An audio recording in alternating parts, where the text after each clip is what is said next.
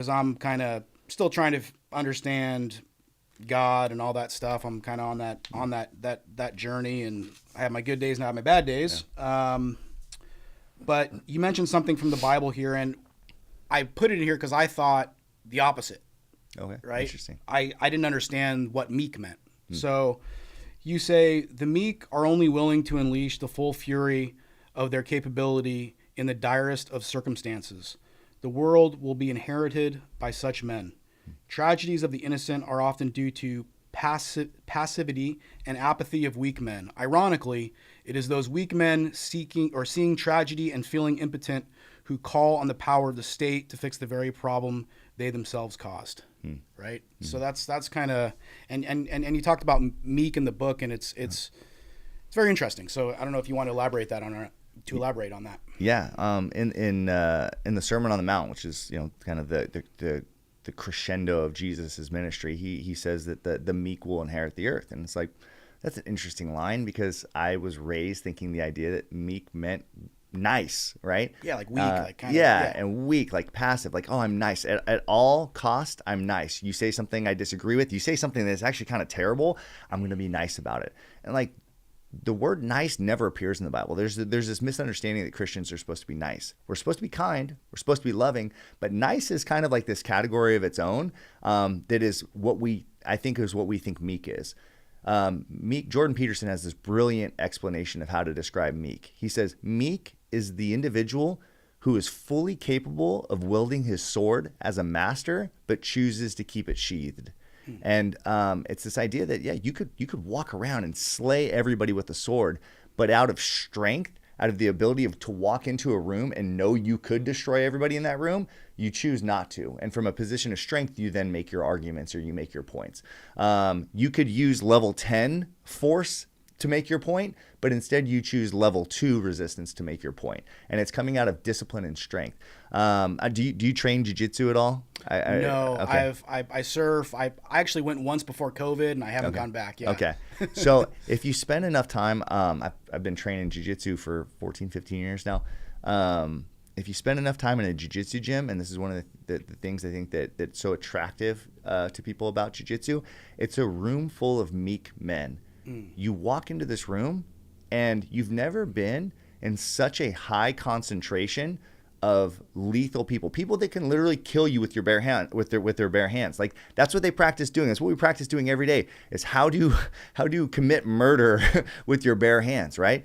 People say, oh, well, just an arm bar is not going to kill you. Well, guess what? If somebody breaks your arm, guess what they're going to do next? Like your fully capable body was not able to stop that man. Well, what do you think you're going to be able to do once he's broken your arm, right? Like the logical conclusion of a jiu-jitsu fight is that if that guy can submit you and tap you out, whether it's a toe hold or whatever it is, it could seem like a small, inconsequential type of hold.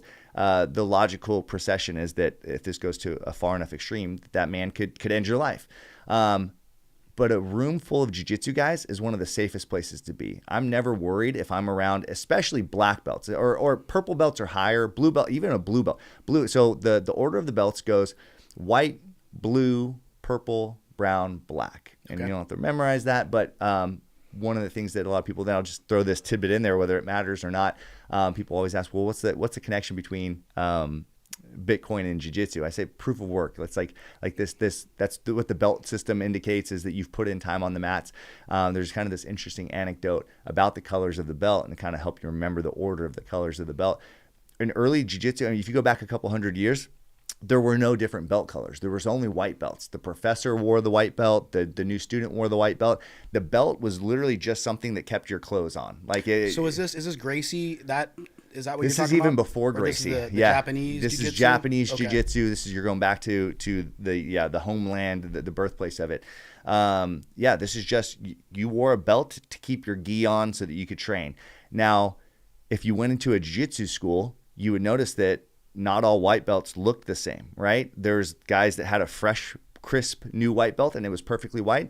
And then there were some guys that had been training for so long, their belt was so tattered, it was so full of literal blood, sweat, and tears, so full of dirt and grime from all the time that they had spent on the mats, that those guys had belts that were blackened, right? And so the idea that as you progress in jiu-jitsu, you go from white, and then blue is slightly darker, purple slightly darker than blue, brown slightly darker than purple, Ah. black slightly darker than brown. That's the progression of the belts, is to indicate this idea that grime and dirt has been soaked into your belt. And so that's actually what changes the color of your belt. Now we do it with the formality of, now you have a blue belt, now you have a purple belt. So anybody that's been training for long enough to get a blue belt, which is usually, you know, anywhere from 2 to 5 years. Sometimes it takes guys a long time just to get that second belt in jiu-jitsu. It shows that they've put in this incredible amount of work. But I tell my students all the time, I didn't get to black belt because I showed my professor I could do a certain amount of techniques, or I didn't show that I could beat a certain, I've won tournaments, I've lost tournaments. The thing that got me to black belt was that I've tapped out 10,000 times. I've figured out 10,000 different ways to lose a round. And when you're around a room full of people that, in order to learn this skill, they've had to fail 10,000 times. And that's literally how you learn jiu-jitsu, is you find out all the ways to fail in different positions. Or I failed this time because I was too tired. I didn't conserve my energy enough. I was too spazzy. I put my leg here when I shouldn't have. You find all sorts of different ways to not lose the round now, because you've learned the hard way, because you lost the round that way. You surround yourself with enough people like that, you tend to have this like air of humility in the air, and they're not humble out of a position of weakness. They're not humble because they have to be humble. They're humble because they choose to be humble. They could go and beat you up, but they choose not to. And if you have a disagreement with those guys, I mean, you sit around the mats after training, there's plenty of disagreements. I mean, like I talk about Bitcoin all the time on the mats, or we talk about God or whatever. There's plenty of disagreements. Some of my favorite training partners are like ardent atheists. And we have these incredible discussions, and sometimes heated discussions. We've never once gotten to the point where, like, let's settle it on the mats. I've seen plenty of my friends who don't train that they get in this slight little argument over politics, and they're ready to throw blows. Like, they're the guys that don't train, they're literally ready to fight. The ones who don't now know how to fight are the quickest to try and resolve their problems through violence. Look at Antifa. Look at like when they were doing the Black Lives Matter protests. Or right now you're seeing you're seeing all sorts of protests.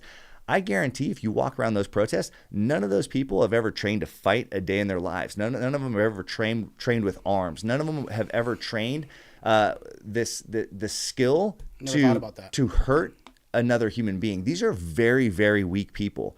They only find power in the collective. Their power comes from the collective of getting fired up from the people around them. And they're strong enough to throw a rock through a window. They're strong enough to tag something. They're strong enough to light something on fire, which takes very little strength.